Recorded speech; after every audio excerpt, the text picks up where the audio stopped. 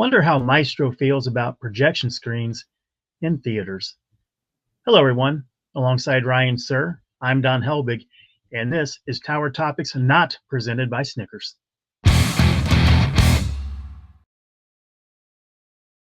Tower Topics is a podcast by Kings Island fans for Kings Island fans, because that's who we are and that's who we care about. And to be clear, we do like Snickers. We're just not presented by Snickers. But let's start this off by thanking our Prestige members. I want to give a big shout out to Miss Mandy, 1983, Lil Mac, 21, Brian Hauser, 330T, Logan Lipper, Aaron Bort, Jacob Fix, Damon Barnes, Dakota Cole, Eric Groud, Dustin Jackson, Songstress Miku, Lac Ray, Galaxy B-Boy, Medic 302, Eastern Coaster Guys and Girls, Justin Y, and Mike Garrett. Thank you guys so much for supporting Tower Topics at the highest level. That's the prestige level. If you want to be involved in Tower Topics, there's a link in the description. Members get early access to the videos, exclusive content, exclusive live streams, and some tiers you can get some free stuff. So hit that link if you're interested.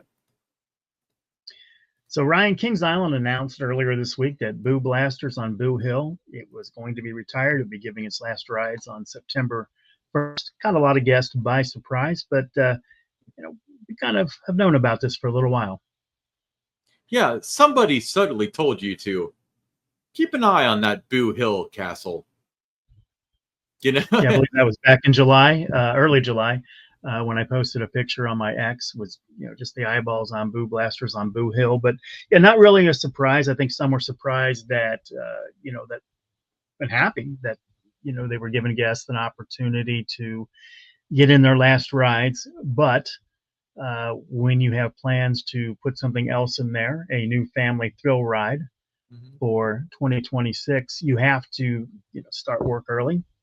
And that's why Boo Blasters will not be open in the fall or during Winterfest, as had been tradition. And they'll get to work pretty much right away on that. Yeah. And we have some insight as to what is coming.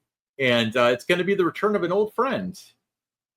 So this has been circulating. Maestro. Yeah, Maestro. I love Maestro. One of my favorite characters from Phantom Theater. But Ryan, I think, as exciting as that is, that you're going to have characters like Maestro back in their Phantom Theater, it won't be the Phantom Theater ride as it was. Those that, rode it during its years at the park, it won't be the same ride. It'll be, different. A comparison would be Zambezi Zinger at Worlds of Fun. When the original Zambezi Zinger, it was retired. They were building a new ride. They called it Zambezi Zinger, and a lot of guests thought it was going to be the same exact experience, same ride that they'd grown up with or their parents had ridden, things like that, and that just wasn't the case. So it'll be different. It'll be a different experience, and in a lot of ways, I think it potentially could even be better because the technology's different these days than it was back then. Yeah, I mean, I've said from the beginning, because we've kicked around the idea of Phantom Theater returning, and I said, unless they're going to do it right, then I don't want it.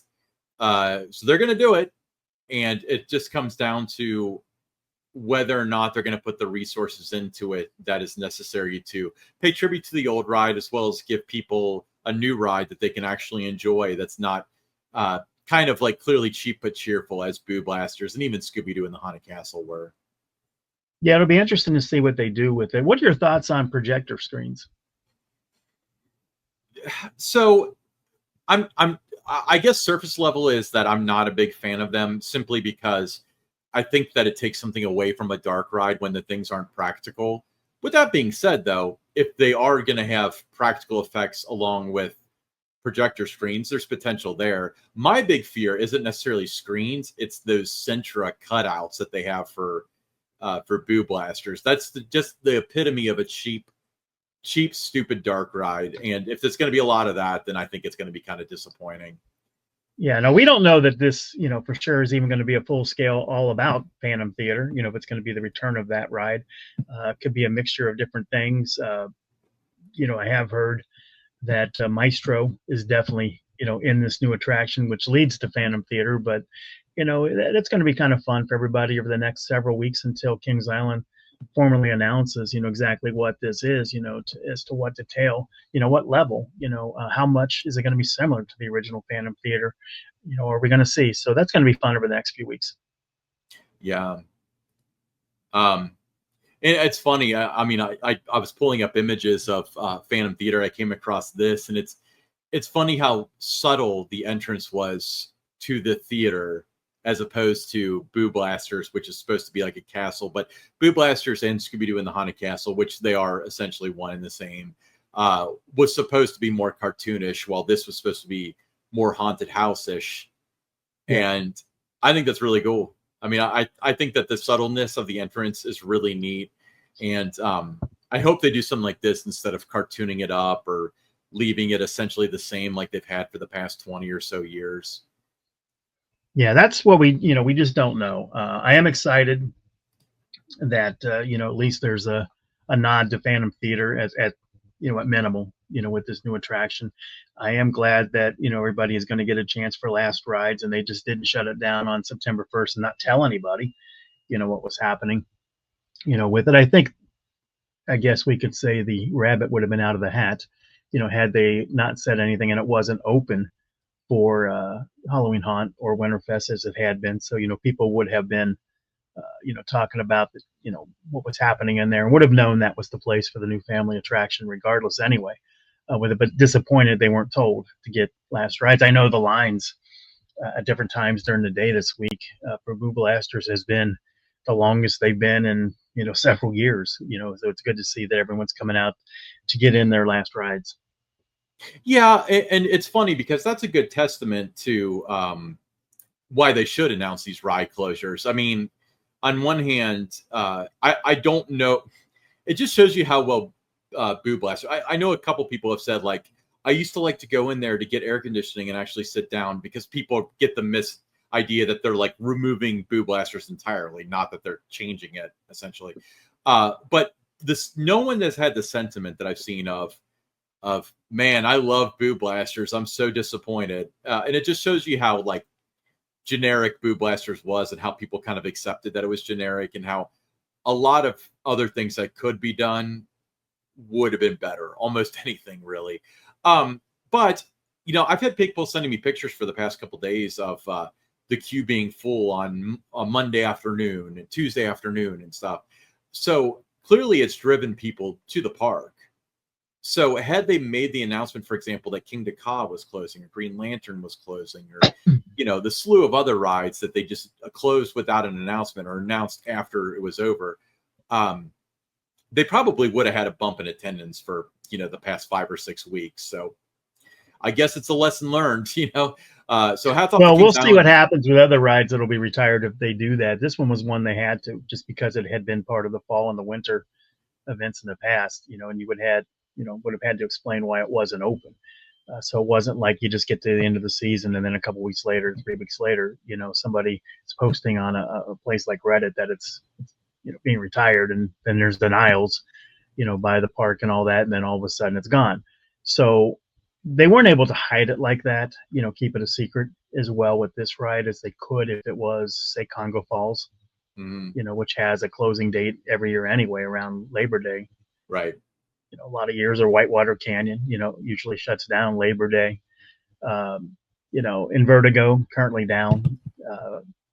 Who knows, if it's for the count or whatever, but it was like a lot of work needs to be done there. So rides like that, we haven't seen any transparency about what's happening with that. Nobody has posted anything from Kings Island or Six Flags saying, come get your last rides on the rides that are going to be shutting down Labor Day.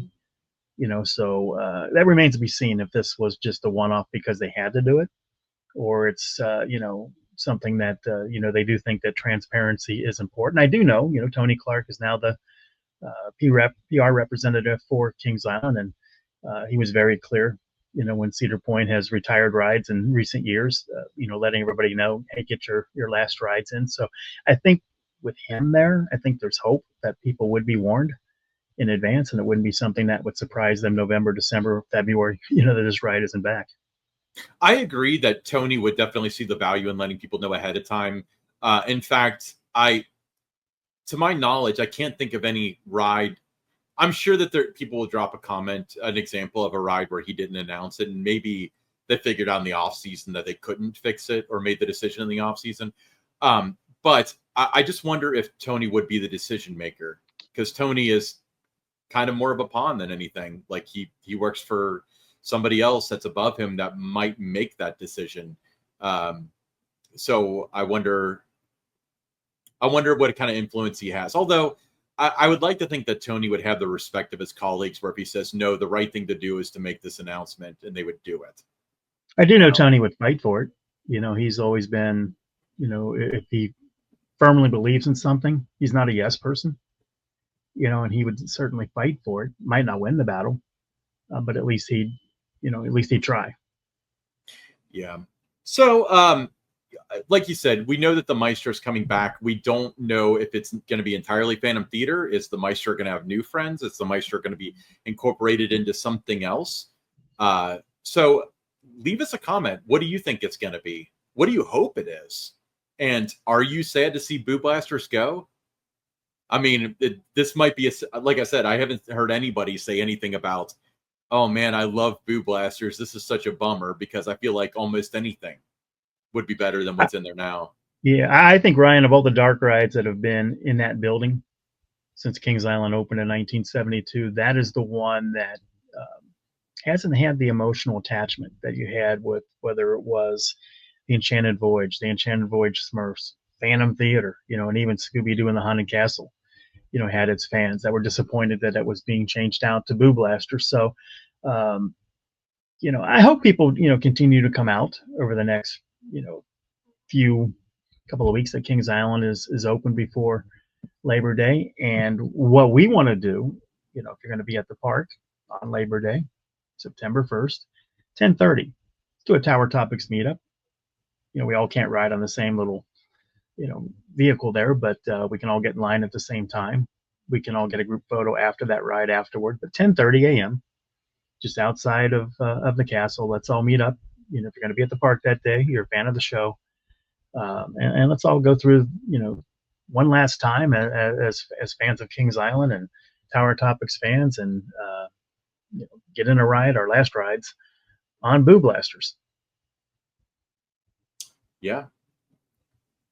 So pressing on, we had a fun weekend on. We certainly did, Ryan. It was one of the best weekends I've had all summer. Yeah. And that was our Tower Topics meetup that we did at Strickers Grove. Charming little place, isn't it? I had a blast. I really did. Yeah, good food, really good turnout. Not everybody, was there in time for the group photo, but after, the photo was taken, another Tower Topics, listeners that we ran into, the number of people that came out to that, it did exceed 50. And, that's, and this wasn't something that was a freebie. It was costing everyone $20 to attend, $5 to park, plus whatever food that you would have eaten. So we really appreciate everybody coming out. We hope that by the time you left Strickers Grove, for those that took part, that you've met, some new people, you have some new friends that you've connected with, and, people that, you'll now know who they are when you run into them at Kings Island. Yeah. I mean, you and I, we counted the number of people. I don't remember how many were there for the photo. I guess anybody can count that. But we were talking about that number, and then we had more and more people coming up to us like, hey, love the show. Sorry, I didn't make it to the photo. Some were even wearing Tower Topics t-shirts. And we stopped counting at 53 because, I mean, part of it was like, it became a long day at that point, but also, I wasn't trying to like overcredit us for people talking to us twice or whatever. So that's our biggest meetup to date. And, people actually had to pay to go. So thank you guys so much for hanging out with us on that Sunday. It was a great time. You and I spent a lot of time, talking to various people, but we did end up getting to ride the Tornado, the Teddy Bear, the train. The train multiple times. That is an adorable train ride too. I love the tunnel that goes under the road that goes into the parking lot. I think that's so fun. Yeah, that's a lot of fun. Tornado. I mean, how good was that ride? I mean, when you look at it, it's not a record breaker by any means, but this is a coaster that is a lot of fun. I mean, so you get some surprising airtime on it. Love the buzz bars, so that's a throwback there. Teddy Bear, it's a roller coaster, replica design of what was at Cincinnati's Coney Island before that park closed for the first time and became Kings Island with the rides moving north. So just a lot of fun there. A lot of the food, really really good. Only open to the public like 4 days a year, but highly recommend. You look at their calendar. If there's a day that it's open, certainly check it out. You won't be disappointed. It like I said, a lot of charm.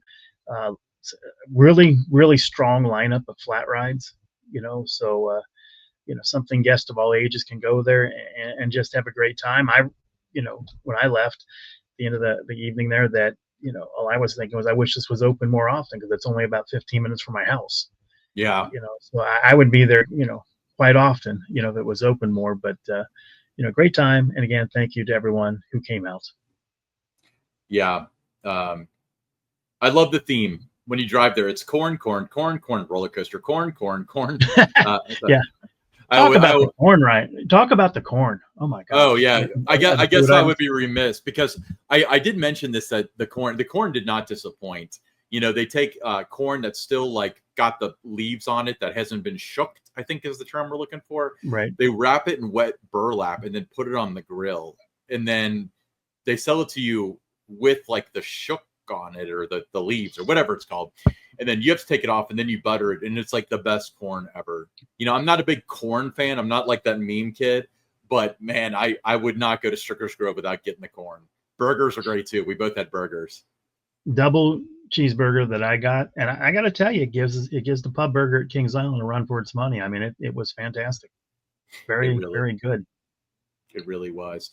Now, Don, there's been a lot of confusion out there, and I feel like we need some clarity, and we need your vast institutional knowledge to kind of clear up some information that's been going out about a past Kings Island ride that kind of conflicts with the things that maybe you were saying on a previous podcast. Let's talk about Skylab really quickly. What years did it operate? Skylab, I can say with certainty, it opened in 1986. I was there for the media event. I was on the first cycle that they ran at the media event. I was part of the group of the first riders that media interviewed that day, but it was also part of two other rides that opened in Coney Mall that year. We have the Zephyr that was added that year. They moved the slide over to the kids area and put Zephyr in place, but also they refurbished the Dodgem that year. So Coney Mall got a refurbishment, refresh, changed the name from Coney Island to Coney Mall officially that year. So 1986 is when it definitely opened, Ryan. Okay, so you're sure? I'm positive. You're positive because you were there. And it closed in 1997. I came back from, I had spent part of 1996 and the first half of 1997 living in Greensboro, North Carolina. I moved back to take a job with the Cincinnati Mighty Ducks, and I recall writing it in 1997 upon my return back to Cincinnati. Okay, the reason why I ask is because this was sent to us, in which the park posted and then quickly removed once they were corrected that Skylab operated from 1974 to 1982. Yeah, so I mean, there's typos, but and then there's just having your facts wrong, and this is just having your facts wrong, not knowing the history of the park that you work for. That's inexcusable. If you're in this position, you got to know what you're talking about. You can't embarrass the park like this, because your fans, they're smart. They know, the years things were there, and they quickly started to call that out about the years. But not just that, they also happened to reference that the day before they had seen an episode on Tower Topics that talked about this very ride and gave the year. So several people start commenting, mentioning Tower Topics. So instead of just doing an edit to the post, it gets pulled down. Why? Well, we can't have people mentioning Tower Topics on our thread, right? They can't have that. Yeah. So they can't handle that. So they take down the post instead of just correcting the years. And if someone says they heard it on Our Topics, so what? What does it really matter? I mean, honestly, what does it really matter, Kings Island, if someone says, I just saw an episode about this on Tower Topics? Shouldn't matter at all, Ryan. But it does to one person. Yep. So yeah, not a good look for the park. And then, several hours later, they come back with a post about the entrance to the train from the early 1970s. Great post and everything like that. But, this goes back to one of those situations that we've seen many times over the last couple of years is you have a tell us that you watch Tower Topics without telling us you watch Tower Topics, and without telling us, you creep on our channels and stuff to come up with your content ideas because, ironically, right after we run this goes, but as soon as people start to call it out, oh, let's get rid of that post. We got to hide it. We got to come up with something else. We can't come back with that. So I think that it's just a bad look, just be a pro, put it out there. And if someone references Tower Topics, they reference Ryan, they reference me, so be it. It's not a big deal. That's just, just the way a lot of people see it. I'm concerned that we're not having the success that we thought they did, because I feel like this person is watching our show and then perhaps also watching the show under many of their burner accounts. And that's why we get so many views. Yeah, well, we know we know of one burner account, for sure. But speaking of something else too, this was interesting. So we've got our haters on Reddit. Hello, thanks for listening. There was a post that there was a photo of me. I had never shared that photo anywhere. The only place that photo lived was in the Kings Island archives on their drives on their system. So how does someone come across that photo unless they have access to that drive at Kings Island? So that was kind of curious, too, how that photo got out there. It's almost like when it's never been in public circulation before. I just know that photo was one of many taken, and it was just kind of parked in a folder, and there it is. Someone had sent me a screenshot and said, "Did you see this?" That someone had posted. So, yeah, I'd imagine that photo is not going to be there by the time people get to the end of this episode. So you're telling me that the people on Reddit may be associated with somebody at the park? Could be someone at the park, could be friends with someone at the park. I don't know. I just, it's just odd that I never posted that photo anywhere before. But if they want to make fun of me, use a photo that I posted before, and then you're able to, you don't blow your cover that way. Yeah, I mean, for the love of God, there's so much material to make fun of Don with. You don't need to use secret archive photos and out yourself. But wait, there's more. So there is more. There is more. Yes. So King's Dominion recently opened Pantherion, worst name in the roller coaster. That's too close to a name of a roller coaster right next door. And the ride was shut down because they saw people walking along the tracks, and it turns out it was the former Kings Island digital content creator, now doing social media for the Six Flags parks, who took a couple of people back there, maybe some familiar faces, but failed to notify security. And of course, and this operations, was widely, and nobody in the park knows that they're going back behind the scenes, So so these content creators, and they do a great job. We're gonna give them their due. I mean, they're very popular with the community, so they're back behind the scenes, but nobody from the ride crew, operations, anybody else knows that this is supposed to be happening. So they do what they're supposed to do, and they shut down the ride, inconvenience the riders and everything. So this also making the rounds, throughout Reddit. I was sent screenshots of this, not long before our episode today, and they were like, "Did you see this?" Well, no, I don't, creep on Reddit. I don't look at it that often. People will, shoot me things that people say, but it's just kind of funny that that happened. Yeah, I mean, to clarify, everyone was safe in this. This is clearly the Coaster Studios guys. They clearly had permission to be there. We're not getting at that. It's just that. Oh, no, not at all. I mean, they have great content. They're, love those guys. Watch watch their episodes all the time, the content that they put out there. Yeah. But it was just, we got to shut down the ride, you inconvenience riders. And then when you do that, and you have to figure things out and you have time, you got to, spend time, sending the train back through cycles again and all that to restart it and that. So, Yeah. but it's just, I don't know. It was just kind of comical how that,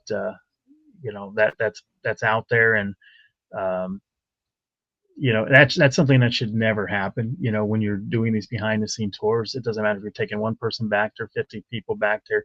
You have to let everybody in the park know what's happening, that these people, didn't sneak back there. They belong back there, but also there was some people from the park who can make sure that they keep a safe distance and everything from the rides and that. But that didn't happen here. Yeah. Unfortunately so. All right.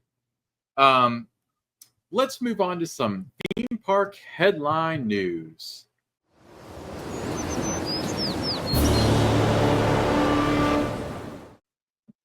This has got you written all over it, Don.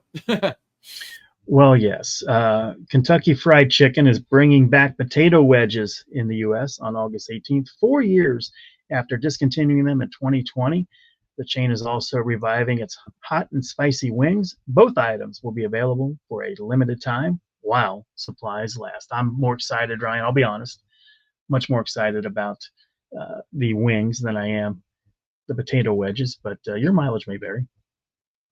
Yeah, I'm not. I like the thinner cut crinkle fries and that sort, or straight cut fries, maybe curly fries. I'm not a big wedge fan, but KFC, when they have these, I don't understand how this is theme park headline news, but I do like it. I'm glad we got the word out there. Well, to me, I'll consider it industry news because sometimes on my way home from a park or something, I will go through the drive-through at KFC or something. So it's kind of related in a roundabout way. I'm sure I'm not the only one that does that. I'm positive you're not. Let's move on to a segment. Hey, no. Before we get to that, Ryan, I got something else. Oh yeah. Some breaking potential news here. Okay. You're lucky if you're listening because this has just come across my desk, and that is that if you're a fan of the Monster, you may get to ride it again this year. There is hope. There is hope. The part that they've been waiting on needed a little bit of maybe some modifications. We'll use that word with it, but work could begin as early as next week on reassembling, and you could see it up sooner than later back in action. I think that would be great, perfect for the Halloween season. So hopefully that happens, and you get to ride the Monster again. Now you'll know if that's happening, and we'll know that people listen to Tower Topics who say they never listen to Tower Topics by whether or not the park shuts off the webcam in that area next week. So if that's happening. But some exciting news there that the Monster potentially could be back in action soon before the end of the season. Now let's get on to what you were talking about. Yeah, as I was saying, let's move on to a segment we like to call buy or sell. Don, take this one. All right, buy or sell, Ryan. Coaster stock, very popular event with the coaster enthusiasts. It'll return in 2026, but with a twist, Ryan. The event will no longer be exclusively for card-carrying members of select roller coaster clubs, like the Great Ohio Coaster Club, the American Coaster Enthusiast Coaster Crew, clubs like that. Everyone and their brother will have a shot at buying tickets to this event, which will have, as a result of this, increased capacity. I'm gonna buy. I'm gonna buy the caveat of, I think we've said this enough that they won't do it in 2026. They'll wait till the following year, because I honestly think that it's quite possible that they go on sale, they're open to everybody, and they're worried about the sentiment being, this is going to be so packed. Tower Topics said this was going to happen, which is kind of a rent-free statement. But I'm going to sell 2026, but I'm going to buy moving forward after 2026. Okay, what about so you think it just returns as normal in 2026, right? Yes. I am going to buy, Ryan. I Okay. do think that they will. Nobody that's had any ties to the how Coaster Stock was launched and why it was uh, certain things were done, why it was capped at a certain number. None of those people are around anymore. So I think it will take the Coaster Mania playbook and just be open to everyone. I think that's what's going to happen next year. That's my prediction. I could be wrong. Hope I'm wrong, but because I think that there's value in being a Coaster Club member when you can get into events like this. Sure. So I hope I'm wrong, but I'm going to buy that happens. I'm not entirely set on what I'm saying, but I have a feeling in my head that they're going to try to prevent the Tower Topic said this was going to happen thing. But with Tony essentially being in charge, I suppose, I mean, who knows how it's going to go next year. He was the one that made the decision, presumably, that Coaster Mania would be open to everybody. So he might see it that way. So I think I won't be shocked if it's open to everybody in 2026. But if I had to put money on it, I would say they're going to wait till 27 for that. Okay. Split decision. That's always good when we have split decisions. We're not always on the same page. I think people like that. We should have a Nana Nana Boo Boo episode in February when the tickets go on sale. Well, I don't even think they'll be on sale in February. I think it's going to be delayed quite a bit. We'll be right back with the listener questions.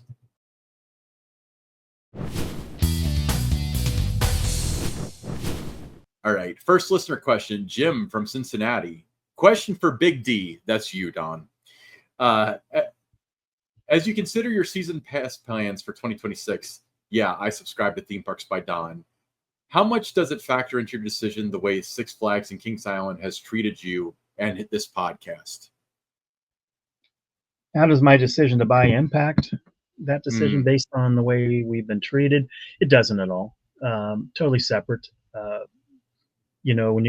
When I go to the park, you go to the park. I mean, we're fans just like everybody else. We're just having a good time. We want to spend time with family. We want to spend time with friends. Or if we're there by ourselves, we want to do our things. If that's riding coasters, trying the different meals, watching shows, whatever that is. So it's a totally, separate kind of thing.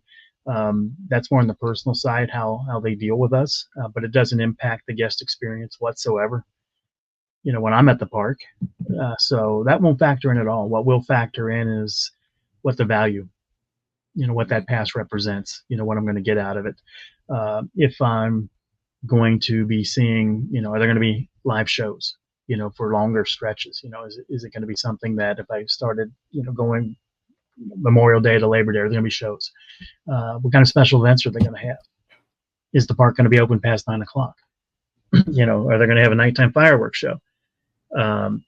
So there's all those kind of things that factor into it in terms of, what the pass represents in terms of, what option I'm going to pick, what's going to be the best value for me. I will be honest, when I've thrown it out there and on the different social channels and on my blog asking, here's my three options, a lot of people have, kind of pointed to the best value being Prestige and why. That's the best value. And at that price point, getting that one-time use fast lane, having the VIP lounge, the preferred parking, little things like that, that becomes a little more enticing. When you're putting it there and you're saying, is it door number 1, door number 2, door number 3?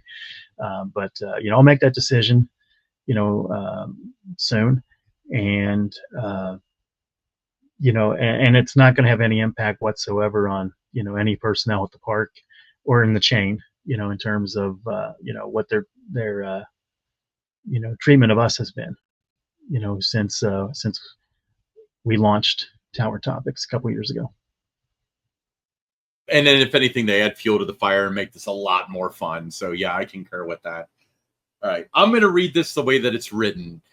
Eric from Deer Park, OH, and then about 500 people went IO. So I hate when people do that. I live in Ohio, but I hate the OH thing.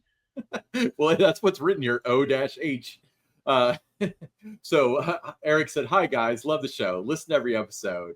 You hold the park accountable, and everyone I've talked to in lines at Kings Island that commented on my Tower Topic shirt appreciates that. My question is about Invertigo. Do you think it's done? Do we think it's done? That ride has been counted out so many times in recent years. I don't know. I hope not. I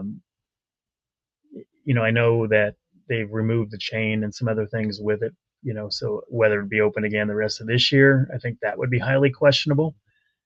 But I don't know. I think it's too early to say that it's done for good. I'm going to speculate and say yes, it will reopen. If something broke on it and they're like, okay, we're going to remove it now, do you think that they would really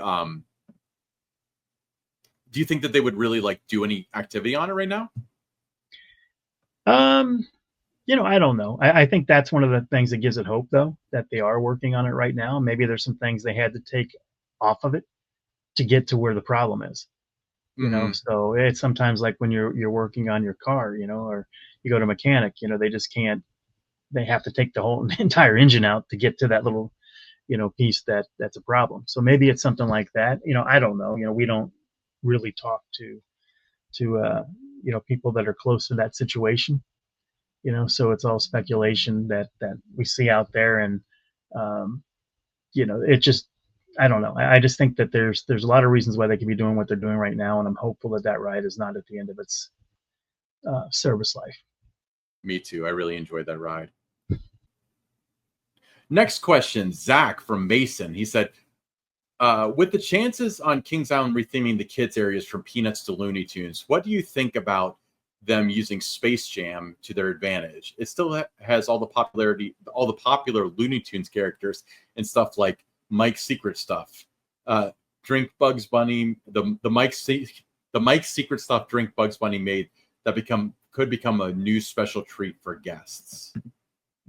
So yeah, I think that it's all possible. They have the ability to use all that, so it remains to be seen what happens there. I just know that we're getting toward the end of middle to the end of August here. The contract with Peanuts, it expires December 31st. So the logical thing would be, if they don't renew it, is to bring the Looney Tunes in. But what that would look like, I don't know. But it's possible. I like where you're coming from with that. Yeah. Now I don't see like a long-term ride or anything themed to Space Jam, because I'm willing to say that there are other hands in that bucket that they would need to get permission from, which they're not going to mess with. Yeah, I like the treat idea, though. I think the treat idea can work. Something like that, Mike's Secret Stuff, just like little references to it, like I could absolutely see. But having a Space Jam show or a Space Jam ride, I mean, that would be really cool. But I think that would be a bit of a stretch as it stands now. Right. But great question. If you want to submit your own questions, there's a couple of different options. You can send us an email, hosts@towertopics.com. Your name, the city you're from, as well as your question. We hope to feature it on the show. That's hosts@towertopics.com. If you don't want to do that, you can send us a text or a voicemail, 513-399-7538. That's 513-399-7538. If you text us, we'll just read it like we did these. We leave us a voicemail, we might play it on the show. So fun little different way to do things. We really enjoy that. Don, tell them about the t-shirts. Tower Topics t-shirts available in a wicked green, $22, includes your shipping. If you're interested in getting one, simply drop us an email. It is host@towertopics.com. Put in the subject line Tower Topics t-shirt. Be sure to include your full name, your shipping address. We will reply back with the QR code, and once the transaction goes through, just a matter of days before we get the shirt out the door. Yeah. And while you're poking around on the internet machine, search for the Tower Topics Facebook group. We'd love to have you be part of the community. That's where we communicate with the members. We don't really filter stuff out, or if you had a bad experience at the park and you want to talk about it, we're not going to delete it or prevent it from being up there. And if you had a good experience, we're not going to prevent that either. Hey, if you had a mediocre experience, we're not going to prevent that either. If you're a fan of the show, if you're a hardcore fan, check out our friend Noah, who's our field reporter.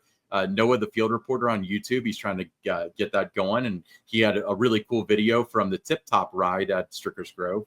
And I'm sure he'd appreciate your follow. I'm Ryan Sir, along with Don Helbig, and this is Tower Topics.